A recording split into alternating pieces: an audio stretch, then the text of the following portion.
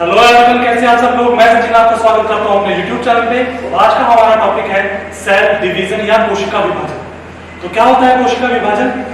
एक कोशिका दो भागों में बट जाती है और बटकर दो नई कोशिकाओं का निर्माण करती है। इस प्रोसेस को हम क्या बोलते हैं? कोशिका विभाजन बोलते हैं। जैसे आप इस डायग्राम में देख रहे हो, देखो एक ही सेल है, वही डिवाइड होकर और आगे जाके दो नई सेल बनानी है। तो हम ऐसे बोल सकते हैं कि नई कोशिकाओं का निर्माण कहां से हो रहा है? पुरानी कोशिकाओं से हो रहा है। एग्जैक्टली यही बात एक सेंटेंस के अंदर एक साइंटिस्ट ने बोली थी, जिनका नाम था रुडोल्फ विर्चो, और इन्होंने अपना स्टेटमेंट दिया था ओमनीस सेलुला ई सेलुला। ठीक है, बहुत इंपॉर्टेंट है, यहाँ से डायरेक्ट एमसीक्यू बनता है। ये आपको स्टेटमेंट दे दिया जाएगा और पूछेंगे कि किस साइंटिस्ट ने बोला, तो आंसर आएगा रुडोल्फ विर्चो ने। मतलब कि नई कोशिकाओं की उत्पत्ति पुरानी कोशिकाओं से होती है। New cells are arises from our mother cell. बात क्लियर है? फिर देखो एक कंसेप्ट समझते हैं। ये एक सेल है, मान लो ये कोशिका है। ये कोशिका विभाजन करेगी, तो विभाजन के सबसे पहले क्या करेगी? इसके अंदर जो भी मटेरियल है ये उसको पहले डबल करेगी, क्योंकि जब डबल करेगी तभी तो ये दो बराबर भागों में बटेगी। तो देखो ये करने जा रही है अपने मटेरियल को डबल, और जैसे ही इसने अपने मटेरियल को डबल किया, इसका साइज बढ़ गया साइज। अब ये क्या करेगी? दो बराबर भागों में बट जाएगी या डिवाइड हो जाएगी, और ये देखो बन गई ना दो नई सेल। तो ये क्या होता है? ये होता है कोशिका विभाजन। लेकिन क्या हमने ये देखा उतनी इजी प्रोसेस है? नहीं। इसके अंदर एक पूरा चक्र चलता है, बहुत फेजेस चलते हैं। एक पूरा चक्र चलने के कारण हम बोल देते हैं कि कोशिका विभाजन के समय क्या पाया जाता है? उसमें कोशिका चक्र पाया जाता है। ठीक है, तो हम स्टडी करेंगे आगे जैसे जैसे लेक्चर जाएगा। सबसे पहले हम बात करते हैं टाइप्स ऑफ सेल डिवीजन। कोशिका विभाजन कितने प्रकार का? तो हम कोशिका विभाजन पढ़ेंगे। सबसे पहले हम टाइप्स की बात करें तो पहला है एमाइटोसिस। क्या? एमाइटोसिस। इसे बोलते हैं असूत्री विभाजन। असूत्री विभाजन, ठीक है। फिर है माइटोसिस। क्या है? माइटोसिस। इसे हम बोलते हैं समसूत्री विभाजन।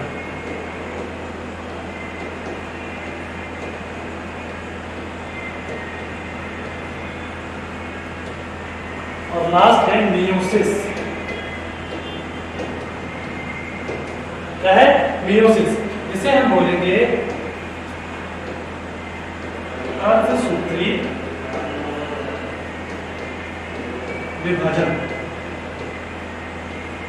अब ध्यान से देखना, तीन मैंने आपको टाइप्स बताए हैं सेल डिवीजन के। एक है माइटोसिस, माइटोसिस और मियोसिस। याद कैसे करोगे? एम क्या बोलो मेरे साथ एक बार?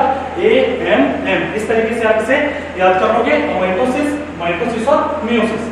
ये जो आपको माइटोसिस दिख रहा है, इसे हम लास्ट में देखेंगे। ऐसा क्यों बोल रहा हूं? क्योंकि जब हम पहले की दो टाइप पढ़ लेंगे तो वहां आपकी थोड़ी सी अंडरस्टैंडिंग डेवलप हो जाएगी। तो फिर ये 1 मिनट का भी नहीं, बहुत इजीली हम पढ़ लेंगे इसको। ठीक है, चलो आगे बढ़ते हैं। अब मैं आपको एक कंसेप्ट बता रहा हूं, उस पर ध्यान देना थोड़ा सा। तो मैं दो सेल बना रहा हूं। पहले मुझे ये बताओ कि हमारी बॉडी किनसे मिलकर बनी? हमारी बॉडी सेल से मिलकर बनी। चाहे मैं नाक की बात करूं, कान की बात करूं, हमारे लेग्स की बात करूं, लिवर की बात करूं, everything is made up of cell. तो मैं यहाँ दो सेल बना रहा हूं। फर्स्ट सेल मैंने यहाँ ड्रॉ कर दी, सेकंड यहाँ ड्रॉ कर। ठीक है, फिर सेल के अंदर क्या होता है? न्यूक्लियस होता है, क्योंकि बहुत इंपॉर्टेंट पार्ट है। उसे हम केंद्रक भी बोलते हैं और नाभिक भी बोल सकते हैं। ठीक है, तो मैंने कोशिकाएं बनाई और उनके अंदर केंद्रक बना दिया। अब मैंने देखा कि दोनों कोशिकाओं के अंदर क्या पाया जाता है? कोशिकाओं के केंद्रक में गुणसूत्र पाए जाते हैं, जो कि डीएनए से बने हैं। ठीक है, तो मैंने देखा यहाँ पे कलरफुल स्ट्रक्चर मुझे देखने को मिली, तो मैंने उन्हें बोला मुझे गुणसूत्र देखने को मिले। ठीक है, तो ये गुणसूत्र है। अब मैंने इन गुणसूत्रों का जो नंबर है उन्हें काउंट किया। तो जब मैंने उन्हें गिना तो मैंने देखा कि जब मैंने इसको गिना तो 1 2 3 4 ऐसे करते करते मुझे यहाँ पर 23 क्रोमोसोम मिले। कितने? 23 क्रोमोसोम। फिर मैंने इस वाले सेल में भी काउंट किया तो 1 2 3 4 ऐसे करते करते और मुझे कितने क्रोमोसोम दिखे? 23 क्रोमोसोम दिखे। फिर मैंने सोचा एक बार मैं और काउंट कर लेता हूँ। जब दोबारा मैंने इस वाली सेल को देखा तो मैंने देखा कि यहाँ जो क्रोमोसोम है वो जोड़े में है, पेयर बना रखा है, मैंने पेयर बना रखा है मतलब डबल है। तो मैं क्या करूं, तो मैंने इसको गुणा कर दिया किससे, 2 से। 2 से जब मैंने गुणा किया तो यहां आया 46 या 46, ठीक है। फिर मैंने वहां देखा, वहां मैंने जब देखा तो वहां सिंगल ही क्रोमोसोम थे, तो मैंने इसको गुणा करना चाह रही, हो ही नहीं सकती गुणा, ये नंबर अगुणित ही है क्योंकि इसे किसी से गुणा ही नहीं किया जा सकता। तो मैंने इसका नाम रख दिया अगुणित कोशिका। बात समझ में आई? इंग्लिश में मैं इसको बोलूंगा हैप्लॉइड सेल।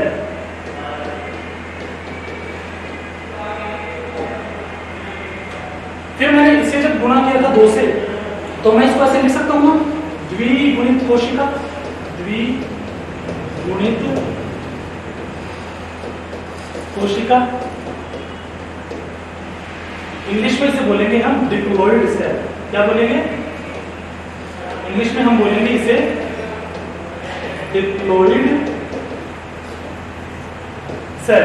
बात समझ में आ गई? अब मेरी बात ध्यान से सुनो। ये जो सेल है 46 क्रोमोसोम वाली, ये सभी मानव की कोशिका में पाई जाती है। मेरे, आपके, आपके फादर के, आपकी मदर के, पूरी मानव जाति के अंदर जो कोशिका है उसके अंदर गुणसूत्रों का नंबर कितना है? 46 है। मैं अगर यहाँ से एक हेयर निकालता हूँ, उसमें सेल्स चेक करता हूँ तो उसके अंदर के क्रोमोसोम कितने? 46। मैं अगर लिवर की सेल निकालता हूँ, उसके अंदर क्रोमोसोम देखता हूँ तो कितने मिलेंगे मुझे? 46। मतलब पूरी बॉडी में जितनी भी सेल पाई जा रही है वो सब कौन सी है? द्विगुणित कोशिका या डिप्लॉइड सेल है। बात समझ में आई आपके? अब देखो कोशिका क्या करती है? वृद्धि करती है और विभाजन करती है। तो देखो सबसे पहले कोशिका क्या करेगी? विभाजन करेगी, और जब वो विभाजन करेगी मतलब वो अपने 2 हिस्सों में बटेगी, फिर आगे जाके वो जो 2 सेल है वो आगे 2 में बट जाएगी, फिर ऐसे ही प्रोसेस चलती जाएगी। तो कोशिकाओं का यहाँ क्या चल रहा है? यहाँ पे वृद्धि और विकास चल रहा है विभाजन के थ्रू। बात समझ में आ रही है आपके? जब हम मां के गर्भ में थे तो हम भ्रूण के रूप में थे, तो भ्रूण की कोशिकाएं भी विभाजन कर रही थी, तो हमारे हाथ पैर बने, बाकी ऑर्गन्स बने, फिर हमारा जन्म हो गया, हम इतने से थे एकदम छोटे से, ठीक है। आज हमने इतनी ग्रोथ कर ली, क्यों? क्योंकि कोशिका लगातार विभाजन कर रही है। अभी भी हमारे शरीर में चल रहा है। मैं आपसे बात कर रहा हूँ, हो सकता है मैंने हाथ ऐसे किया तो सैकड़ों सेल्स की डेथ हो गई, लेकिन नई सेल भी बन रही है। बात समझ में आई आपके? तो कोशिका का विभाजन निरंतर चलता रहता है। हमारी बॉडी में कौन सी सेल्स पाई जाती है? द्विगुणित कोशिका, जिनमें गुणसूत्रों की संख्या 46 है। अब ये कोशिका भी विभाजन करेगी या नहीं करेगी? मुझे जवाब दो। तो आप बोलोगे बिल्कुल सर, ये कोशिका भी क्या करेगी? डिवाइड करेगी। अब ध्यान से देखना, मैं थोड़ा सा छोटा कर देता हूं। अब देखो मेरी बात, आराम से सुनना। अब ये कोशिका क्या करेगी? विभाजन करेगी। जैसे इस कोशिका ने विभाजन किया तो विभाजन करने के बाद में ये विभाजन कर लिया इसने, ठीक है। विभाजन करने के बाद में इसने बनाई 2 कोशिका। विभाजन करने के बाद में इसने बनाई 2 कोशिका। जब हमने क्या किया, इन कोशिकाओं के अंदर गुणसूत्रों का नंबर देखा तो हमें देखने को मिला 46 और 46, 46 और 46। अब एक सेकंड के लिए मुझे बताओ, इस कोशिका से 2 कोशिका बन गई तो मैं इसको मात्र कोशिका बोल सकता हूं? मात्र कोशिका। इसमें क्योंकि इससे नई कोशिकाएं बन गई तो इसलिए मैंने इसको बोल दिया मात्र कोशिका या मदर सेल। उसी तरीके से ये 2 नई कोशिकाएं बन रही है, इन्हें मैं बोल सकता हूं डॉटर सेल, ठीक है, क्योंकि ये डॉटर ही तो है इसकी, तो मैंने बोल दिया डॉटर सेल या पुत्री कोशिका। अब मुझे ये बताओ कि पुत्री कोशिकाओं में गुणसूत्रों की संख्या मात्र कोशिका के बराबर है या नहीं है? तो आप बोलोगे बिल्कुल है। तो कैसा विभाजन है? तो आप बोलोगे सर एकदम समान विभाजन है। कैसा है? समान विभाजन है। तो मैंने क्या किया, मैं लिख रहा हूं यहाँ गुणसूत्र, तो यहाँ मैंने गुणसूत्र से तो क्या उठा दिया? सूत्र। और विभाजन कैसा है? समान है। तो मैंने इसको क्या बोल दिया? तो मैंने इसको बोल दिया समसूत्री विभाजन। कैसा विभाजन? समसूत्री विभाजन। इंग्लिश में माइटोसिस। बात क्लियर है? इसे मैंने क्या बोल दिया? समसूत्री विभाजन। और मुझे ये बताओ कि समसूत्री विभाजन में मात्र कोशिका से कितनी पुत्री कोशिकाएं बन रही है? तो आप बोलोगे सर हमें दिख रहा है यहाँ पे 2 डॉटर सेल बन रही है। कितनी डॉटर सेल बन रही है? 2 डॉटर सेल बन रही हैं जो एग्जैक्ट है अपनी मदर सेल के। बात क्लियर हुई? अब आप बोलोगे सर आपने अभी हमें ये बताया कि हमारी पूरी बॉडी के अंदर ऐसी ही सेल पाई जाती हैं जिसके अंदर गुणसूत्रों का नंबर 46 है या वो द्विगुणित कोशिकाएं हैं। तो फिर सर आपने हमें ऐसी कोशिका क्यों पढ़ाई जिसके अंदर गुणसूत्रों की संख्या 23 ही है, एक ही सेट है गुणसूत्रों के अंदर, 46 क्रोमोसोम नहीं? क्योंकि आपने तो बताया सर हमें कि हर ऑर्गेनिज्म के अंदर गुणसूत्रों का नंबर अलग अलग होता है, ठीक है। मानव के अंदर 46 क्रोमोसोम होते हैं, मैं कैट की बात करूं उसमें गुणसूत्र होते हैं 38। डॉग के अंदर क्रोमोसोम का नंबर होता है 78। मैं बात करता हूं एक व्हीट प्लांट की, गेहूं के पौधे की, उसके अंदर गुणसूत्रों का नंबर कितना होता है 42। अगर हमारे अंदर 42 होगा तो हम क्या हो जाएंगे, हम गेहूं के पौधे हो जाएंगे, ह्यूमन नहीं होंगे। तो सर आपने हमें अभी बताया था कि इस कोशिका के अंदर 46 क्रोमोसोम है, मतलब ये मानव की कोशिका है। तो आपने हमें ऐसी कोशिका क्यों पढ़ाई जिसके अंदर गुणसूत्रों का नंबर 23? बात भी सही है। तो देखते हैं,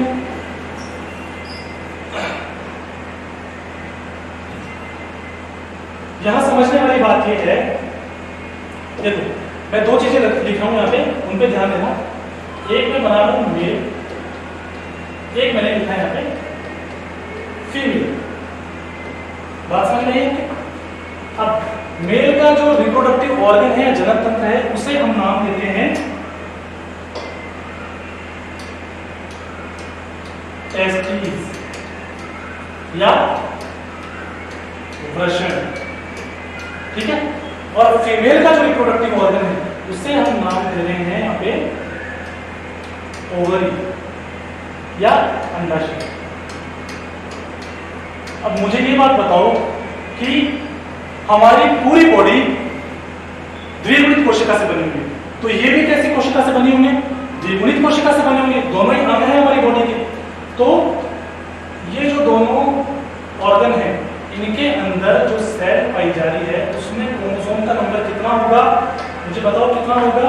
क्रोमोसोम का नंबर होगा इनके अंदर 46। बात क्लियर है? अब देखो, अब ये कोशिका भी विभाजन करेगी, तो इस कोशिका ने क्या किया? विभाजन किया और दो कोशिका बनाया, ठीक है। क्या किया? दो कोशिका बना दिया। लेकिन अब की बार यहां पे ऐसा नहीं हुआ कि यहां पे सेम नंबर क्रोमोसोम आ गया, नहीं, यहां सेम नंबर नहीं आया। यहां अब की बार क्या हो गया? गुणसूत्रों की संख्या आधी हो गई। जो नई सेल्स बनी उनमें क्रोमोसोम नंबर क्या हो गया? हाफ हो गया, आधा हो गया, ठीक है। अब किसी ने सेल्स को आके बोला कि ये क्या कर रही हो, जो साइड में सेल डिवाइड हो रही हैं जिनमें माइटोसिस चल रहा है, वो तो सेम क्रोमोसोम ट्रांसफर कर रही है अपनी डॉटर सेल के अंदर, और तुमने तो आधा कर दिया, तो फिर इनमें भी अगला ही हुआ। इन्होंने क्या किया? वापस से डिवाइड किया।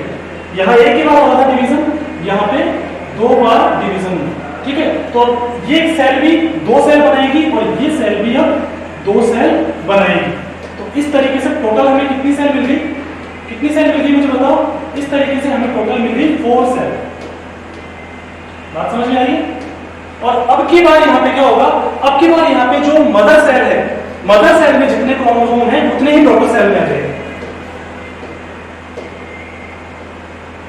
तो 23, 23, 23 और 23। बात क्लियर है? तो आपने क्या देखा कि यहाँ पे जो सेल है उसने वापस जब डिवाइड किया तो क्रोमोसोम का नंबर सेम आ गया। फर्स्ट टाइम क्या हुआ था? यहाँ पे 46 क्रोमोसोम थे और जब उस सेल ने डिवाइड किया तो क्रोमोसोम का नंबर क्या हो गया? आधा हो गया। इसलिए मैंने इसको नाम दे दिया अर्धसूत्री विभाजन। क्या बोल दिया मैंने?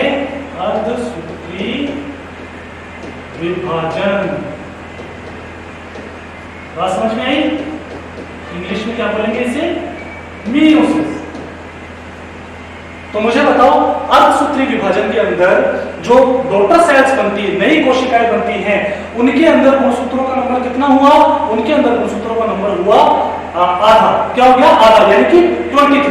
अब आपके माइंड में क्वेश्चन है, ये आ रहा है कि सर हमने ये तो मान लिया कि 46 क्रोमोसोम है, तो इसको द्विगुणित कोशिका बोल दिया आपने, इसको मैं क्या बोलूंगा? तो हमने अभी बात की थी, क्या बोलेंगे इसको हम? हैप्लॉइड सेल या n गुणित कोशिका।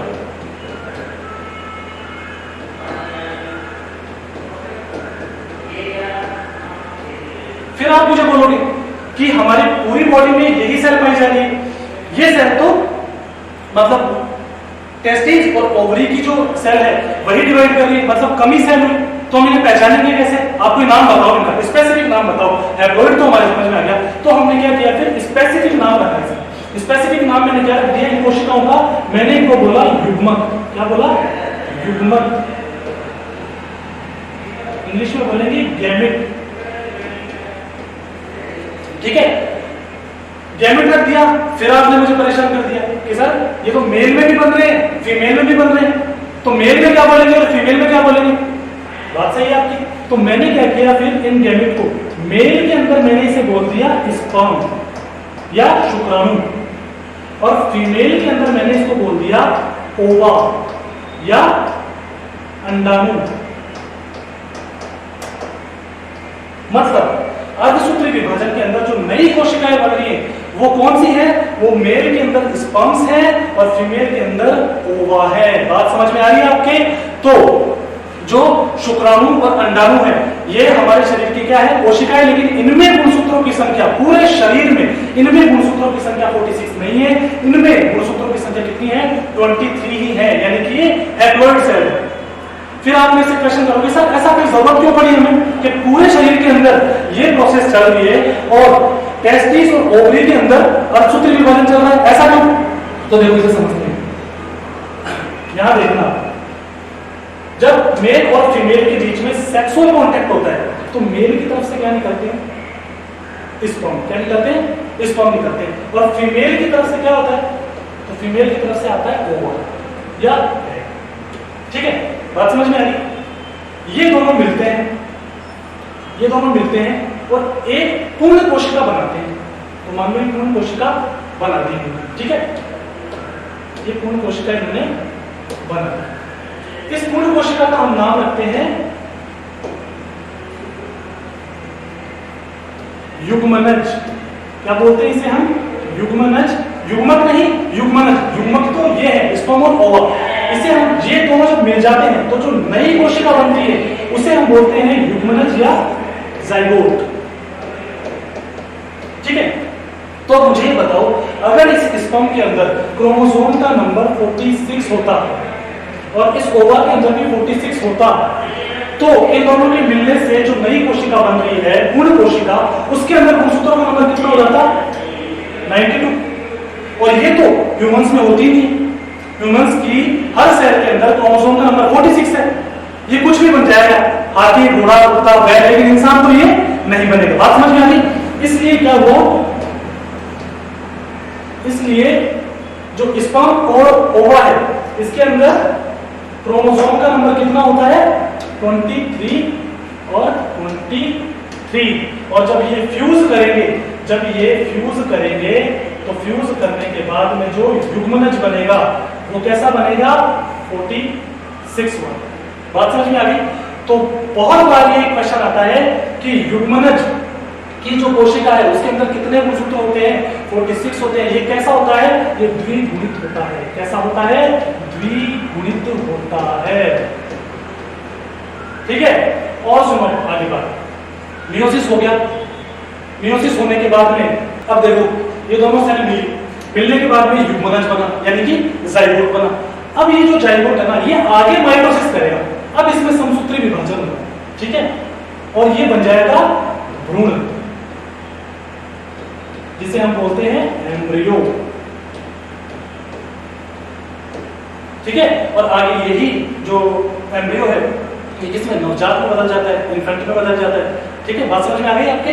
तो हमने क्या देखा कि एक पूर्ण कोशिका से ही पूरे जीव की उत्पत्ति हो गई। ठीक है, हमारे पूरी जीव की उत्पत्ति किसी इस एक कोशिका से। इसीलिए हमने फर्स्ट लेक्चर याद करो, उसमें कहा था कोशिका को यूनिट ऑफ लाइफ। क्या? Unit of life. क्या है ये? जो जीवन की इकाई है। इसी सेल के अंदर बाद में विभाजन होता गया और हमारा ग्रोथ एंड डेवलपमेंट होता गया। बात समझ में आ गई? अर्धसूत्री विभाजन क्यों जरूरी है? और समसूत्री विभाजन कहाँ पाया जाता है? पूरे शरीर में हमारे कहीं भी क्या पाया जा रहा है? समसूत्री विभाजन। आई होप डिफरेंस क्लियर हो गया होगा। अब मुझे फटाफट ये बता दो कि अर्धसूत्री विभाजन में कितने स्टेप्स हुए? 2, फर्स्ट और सेकेंड। जबकि हमने समसूत्री विभाजन देखा उसमें एक ही बार सेल डिवाइड हुई। फिर मैंने आपसे पूछा कि कितनी डॉटर सेल्स बन रही है? 2। यहां कितनी डॉटर सेल बन रही है? 4। बात समझ में आ रही? फिर यहाँ पे जो नई सेल बन रही है वो सेम बन रही है, बिल्कुल सेम बन रही है। और यहाँ पे आधा ही रह रहा है क्रोमोसोम का नंबर। बात समझ में आ गई? चलो आगे बढ़ते हैं। अब हम एक बार कंपैरेटिव स्टडी कर लेते हैं दोनों की, पता लग जाएगा हमें और भी अच्छे से याद हो जाएगा। सबसे पहले हम बात करते हैं समसूत्री विभाजन या माइटोसिस की। इसकी खोज किसने की? तो मुझे ये बता दो कि एक कोशिका डिवाइड हो रही है और 2 कोशिका बना रही, हमें नए फल मिल रहे हैं। क्या मिल रहे हैं? फल। तो यहां से याद कर लो इसकी खोज किसने की? फ्लेमिंग ने। बस समझ में? उसी तरीके से मियोसिस की खोज 2 साइंटिस्ट कर रहे थे, तो उस टाइम वो एफएम सुन रहे थे। क्या कर रहे थे वो? उस टाइम पे वो एफएम सुन रहे थे।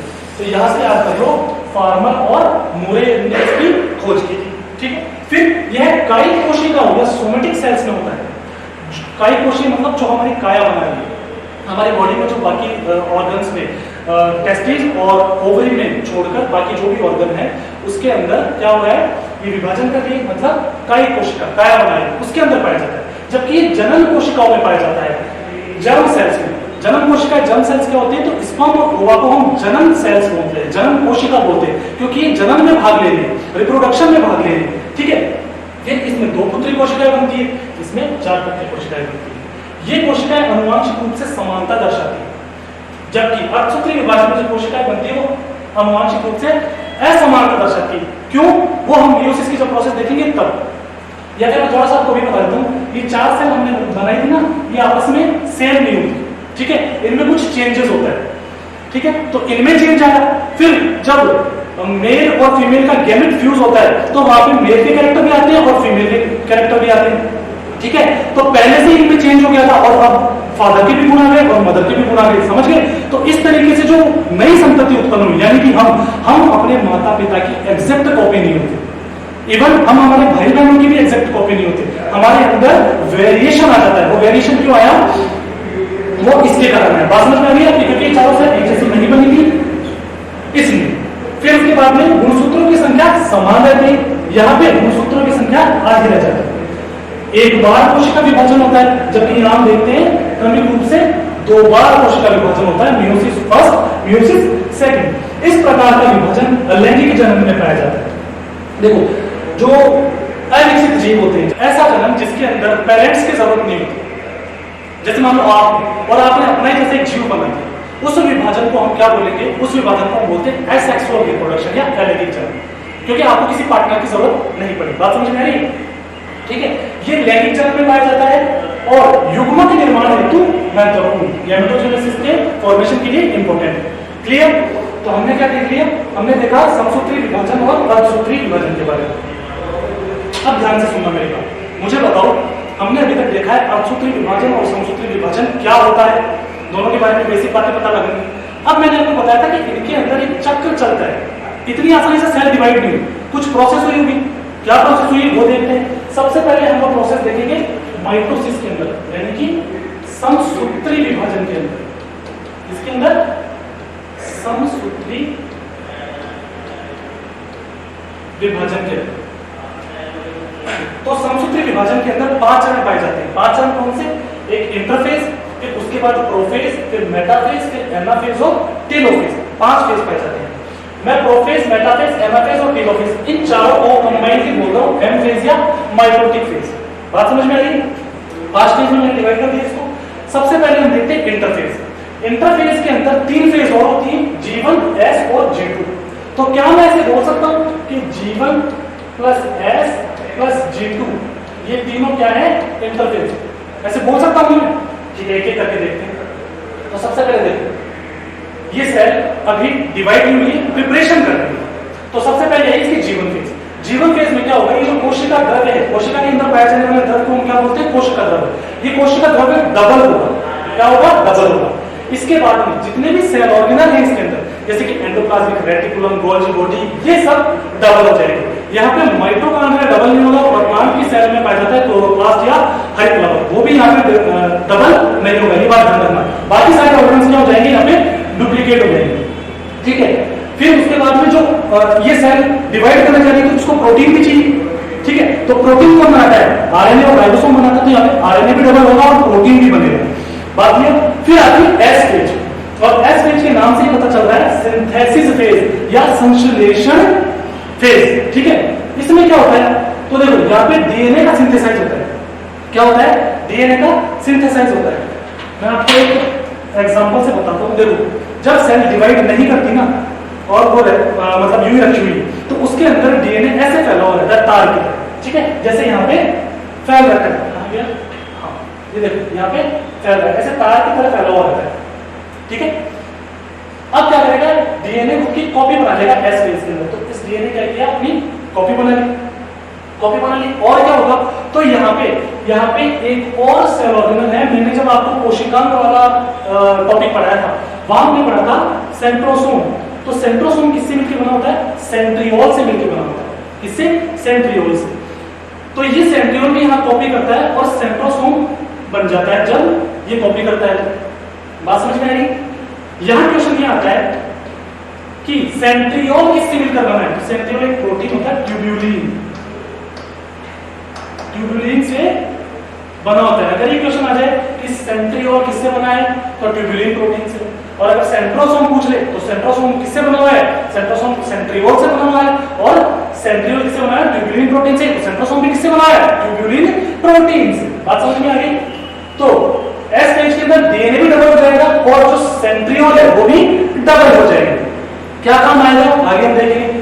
फिर आती है G2 फेज। क्या है G2 फेज, G2 फेज के अंदर क्या होता है, और प्रोटीन बनता है, और प्रोटीन बनता है और कोशिका विभाजन की तैयारी और करने लग जाती है। और यहाँ पे माइटोकॉन्ड्रिया और क्लोरोप्लास्ट जो है, माइटोकॉन्ड्रिया और क्लोरोप्लास्ट ये दोनों भी डबल होते हैं, जो कि जीवन फेज के अंदर नहीं हो रहे थे। बात समझ में आ गई।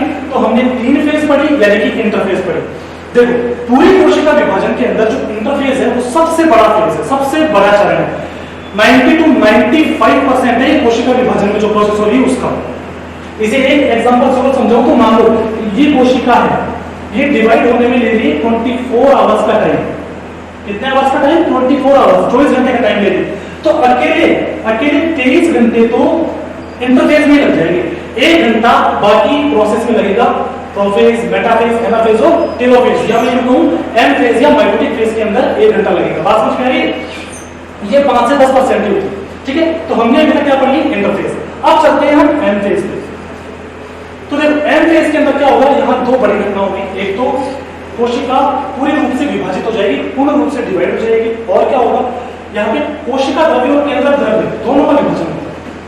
कोशिका में पाए जाने वाला द्रव्य कोशिका द्रव्य, केंद्रक में पाए जाने वाला द्रव्य केंद्रक द्रव्य, दोनों का बंटवारा होगा, जब तो नई सेल बनेगी ना। तो बात समझ में आ रही है आपके। तो हो जाएगा। सबसे पहले पढ़ते हैं हम प्रोफेज।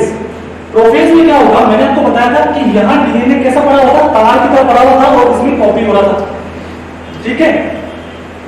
फिर ये क्रोमोसोम प्रोफेज जैसे आएगी तो देखो ये क्रोमोसोम क्या करेगा, इस तरीके से इकट्ठा हो जाएगा और गुणसूत्र बना देगा। तो यहाँ पे क्या हुआ, क्रोमेटिन संघनित होना शुरू होगा। क्या होगा, शुरू हुआ है अभी तक। क्रोमेटिन किसको बोलते हैं, जो तार जैसा फैला है ना, उसको डीएनए नहीं बोलोगे आप, यहाँ क्रोमेटिन बोलोगे। तो ये संघनित कंडेंस होना शुरू हुआ। फिर इसके बाद में क्या होगा, जो हमने यहाँ पे सेंट्रोसोम या सेंट्रियोल को डबल किया था वो अब ध्रुवों पे जाएंगे। ये देखो यहाँ पे पोल्स पे, अब थोड़ी देर बाद यहाँ जाएंगे, यहाँ जाएंगे। और क्या होगा, तो देखो ये जो सेंट्रियोल है ना, इनके अंदर से एक धागेनुमा संरचना निकलती है। उस धागेनुमा संरचना को हम बोलते हैं स्पिंडल फाइबर। क्या बोलते हैं, स्पिंडल फाइबर। ये निकलना शुरू हो जाएगी। काम क्या करती है, तो जब कोशिका के अंदर गुणसूत्र आ जाएंगे, उनको ही क्या करेगी, ये धागे ऊपर से और ये नीचे वाले सेंट्रियोल के धागे ये दोनों तरफ से खींचेंगे और दोनों कोशिकाओं में बराबर बांट देंगे। अभी आपको समझ में आ गई बात, ठीक है। तो यहाँ पे क्या हुआ, सेंट्रोसोम विपरीत दिशा में जाएंगे और स्पिंडल फाइबर धागेनुमा संरचना निकलना स्टार्ट हो जाएगी। यहाँ से धागेनुमा संरचना निकलना स्टार्ट हो गई। उसके बाद क्या होगा, यहाँ पे जितने भी कोशिकांग थे जो भी कोशिकाएं थे यहाँ पे एंडोप्लाज्मिक रेटिकुलम, गोल्जी बॉडी या जो भी हमने जितने भी पढ़े वो सब यहाँ पे डिसअपीयर हो जाएंगे, यानी कि दिखना बंद हो जाएंगे। और क्या होगा, तो देखो इस डायग्राम में बन नहीं रहा, आपको पता है ना सेल के अंदर न्यूक्लियस होता है, तो न्यूक्लियस के ऊपर में झिल्ली होती है जिसे हम न्यूक्लियर एनवेलप बोलते हैं, केंद्रक झिल्ली बोलते हैं, वो यहाँ पे दिखना बंद हो जाएगी। मतलब जो अब गुणसूत्र बन रहे हैं धीरे धीरे फॉर्म हो रहे, वो हमें कहां दिखेंगे, कोशिका द्रव्य में दिखेंगे। कहां दिखेंगे, कोशिका द्रव्य में दिखेंगे। बात समझ में आ रही? इसके बाद नेक्स्ट है मेटाफेज। मेटाफेज के अंदर क्या होगा, अब हमें गुणसूत्र पूरी तरह से दिखने लग जाएंगे, एकदम ऐसे दिख जाएंगे। देखो क्रोमेटिन में क्या बना लिया, क्रोमोसोम बना लिया ऐसे इकट्ठा होकर, तो यहाँ पे गुणसूत्र हमें पूरी तरीके से दिख रहे हैं। और यहाँ बीच में अरेंज हो गए मेटाफेज के अंदर, ठीक है, बीच में जब गुणसूत्र बीच में अरेंज हुए तो हमने नाम दे दिया कि ये एक प्लेट है, और इस प्लेट पे गुणसूत्र आ गए तो हमने बोल दिया कि मेटाफेज के अंदर मेटाफेजिक प्लेट बनती है। क्या बनती है, मेटाफेजिक प्लेट बनती है। और ये जो स्पिंडल फाइबर्स हैं जो कि सेंट्रियोल से निकल रहे हैं, ये इन गुणसूत्रों से जुड़ जाते हैं। क्या करते हैं, जुड़ जाते हैं। और गुणसूत्रों से किसके सहायता से जुड़ते हैं, तो यहाँ गुणसूत्रों के ऊपर आपको एक संरचना दिख रही है, इससे मैं बोल रहा हूँ काइनेटोकोर। काइनेटोकोर से जुड़ते हैं, फिर क्या करेंगे, फिर जैसे ही एनाफेज आती है तो एनाफेज में ये उनको अलग अलग कर देते हैं, ठीक है। मतलब अब जो ये क्रोमेटिड्स है, देखो ये आपको पूरा तो दिख रहा है क्रोमोसोम, इसकी एक भुजा जो है ना, एक आर्म, इसको हम क्रोमेटिड बोलते हैं। तो क्या करेगा, यहाँ पे क्रोमेटिड्स पोल्स पे चले जाएंगे, पोल्स पे ध्रुवों पे जा रहे हैं, देखो जा रहे हैं। फिर लास्ट फेज आते हैं टेलोफेज। टेलोफेज के अंदर क्या होता है, पूर्ण विभाजन हो जाता है। यहाँ डायग्राम थोड़ा सही नहीं बन रहा, तो देखो यहाँ से पूर्ण विभाजन हो, ये दो कोशिकाएं बन जाएगी और वापस क्या घटना घटेगी, यहाँ पे वापस क्या इंसिडेंट होगा, तो जैसे सेल पहले थी डीएनए, ये क्रोमोसोम वापस क्रोमेटिन की फॉर्म में आ जाएगा, जैसे तार जैसा। सारे सेल ऑर्गेनल्स यहाँ दिखने लग जाएंगे हमें, ठीक है। और क्या होगा, ये जो केंद्रक झिल्ली न्यूक्लियर एनवेलप है ये भी आ जाएगा और हमें दो अलग अलग नई सेल मिल जाएगी। तो इस तरीके से क्या होता है, माइटोसिस या समसूत्री विभाजन होता है। अब यहाँ से प्रश्न कैसे आएंगे, क्वेश्चन कैसे आएंगे, तो आपसे पूछेगा वो, अब आप जवाब देना मुझे। सबसे छोटी फेज कौन सी है, एनाफेज। मेरे साथ बोलो, सबसे छोटी फेज कौन सी है, एनाफेज। समसूत्री विभाजन में गुणसूत्र साफ कहां दिखाई देते हैं, मेटाफेज के अंदर। गुणसूत्र साफ कहां दिखाई देते हैं, मेटाफेज के अंदर। ये बताओ मुझे कि समसूत्री विभाजन के अंदर सबसे बड़ी अवस्था कौन सी है, इंटरफेज। सबसे बड़ी अवस्था कौन सी है, इंटरफेज, ठीक है। बात समझ में आ रही है? बस ये जनरल से सवाल यही पूछे जाते हैं। मैंने देखो इस डायग्राम में फ्लो चार्ट के रूप में तैयार किया है और आपको भी ऐसे बनाना है ताकि आपको एक ही स्लाइड में पूरी कंप्लीट प्रोसेस ये याद हो जाए। अब देखो मैं आपको एक बार और समझाता हूं। मैंने एक चार्ट बनाया, इस चार्ट के अंदर G1, S और G2 है। इन तीनों को हमने मिला के क्या बोल दिया, तीनों को मिला के बोल दिया हमने इंटरफेस। क्या बोल दिया, इंटरफेज। बात समझ में आ गई, तीनों में मिला के क्या बोला, इंटरफेज। और प्रोफेज, मेटाफेज, एनाफेज और टेलोफेज यानी कि एफेज, वो केवल इतने से पार्ट में है, जबकि पूरा पार्ट यानी कि 90 to 95% पार्ट कौन ले जा रहा है, इंटरफेज। और 5 to 10% पार्ट ही क्या है, कंप्लीट सेल डिवीजन का है। बात समझ में आई? तो हमने यहाँ पे समसूत्री विभाजन पूरा पढ़ लिया। अब चलते हैं अर्धसूत्री विभाजन के ऊपर या मियोसिस के ऊपर।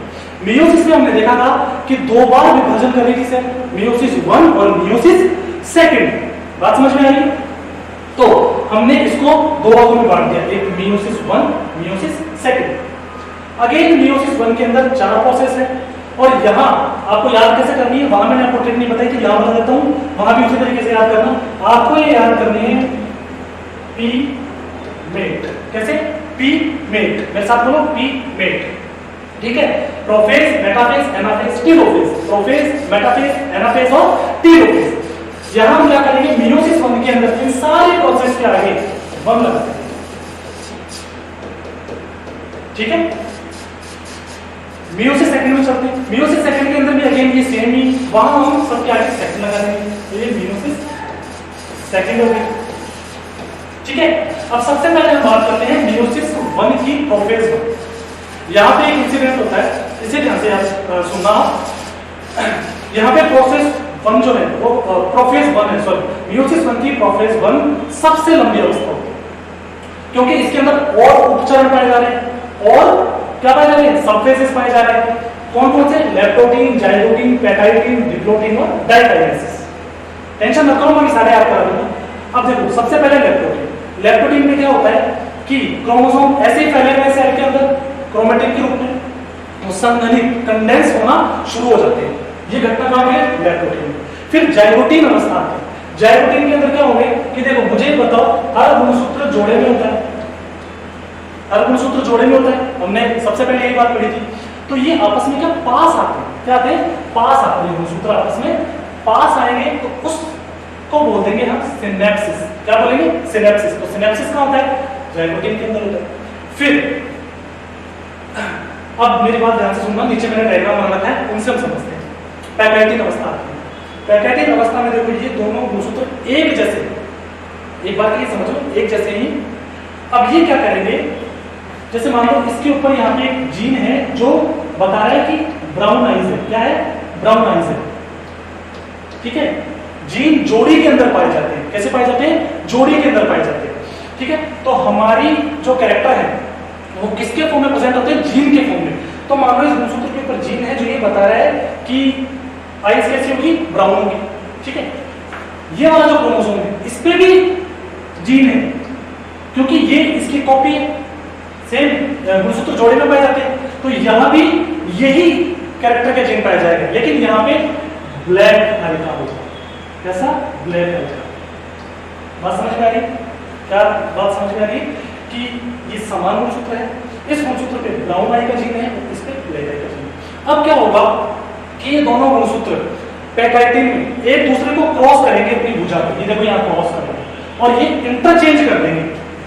ठीक है, यहाँ तो ब्राउन आइज रहेगी, लेकिन इस वाली आर्म पे अब ये आ गई ब्लैक वाली। ठीक है, और इसकी आर्म पे आ गई ब्राउन वाली और इधर आ गई, सॉरी चेंज हो गया ये। तो चेंज होने के बाद में इन्होंने क्या किया, ऐसे ही समझ लो, इन्होंने जब ये चेंज हुआ तो एक दूसरे में कैरेक्टर्स को चेंज कर दिया। बात समझ में आ गई? कुछ कैरेक्टर्स को इन्होंने चेंज कर दिया। इस प्रोसेस को हम क्या बोलते हैं? Crossing over. क्या बोलते हैं? Crossing over. क्रॉस कर लिया दोनों आर्म्स, दोनों भुजा, हमने क्रॉसिंग ओवर बोल दिया। फिर क्या होगा?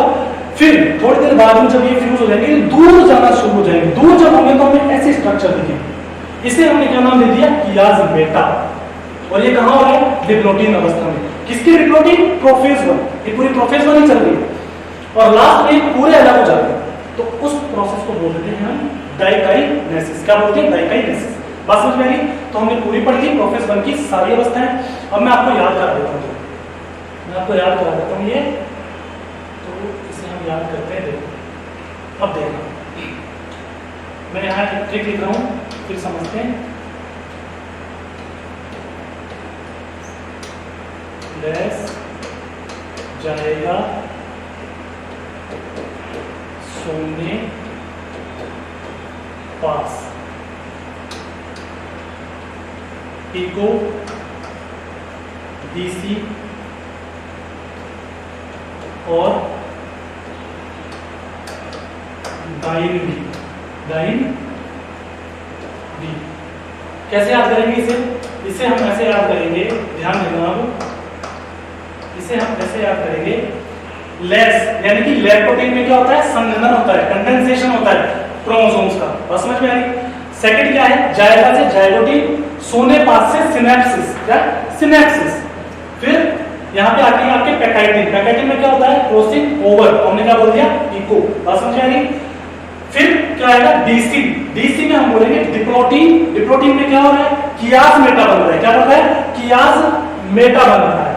और लास्ट में डाइन। डाइन मतलब डाइकाइनेसिस। डाइकाइनेसिस में तो वैसे ही अनस्टेबल है कि क्या हो जाएंगे? दो क्रोमोसोम आपस में अलग अलग हो जाएंगे। यहां से आपको याद हो गया ये ट्रिक है।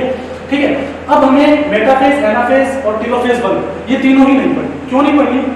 कि देखो हम कर रहे हैं कॉम्पिटिटिव एग्जाम्स की प्रिपरेशन, और वहां पे इतना नहीं पूछा जाता, जितना हायर से हायर लेवल पूछा जा सकता है ऑब्जेक्टिव पेपर में, उतना हमने बात कर ली यहाँ पे। ठीक है, कॉम्पिटिटिव एग्जाम्स में पूछी जाती है आपसे जनरल साइंस, ताकि एडवांस साइंस। तो हमें उतना ही पढ़ना है जितना हमारे एग्जाम में आ जाए, ज्यादा नहीं पढ़ना। हमें कुछ ही पोर्शन कवर करना है ताकि हमारे ज्यादा नंबर आ जाए। बात समझ में आ रही?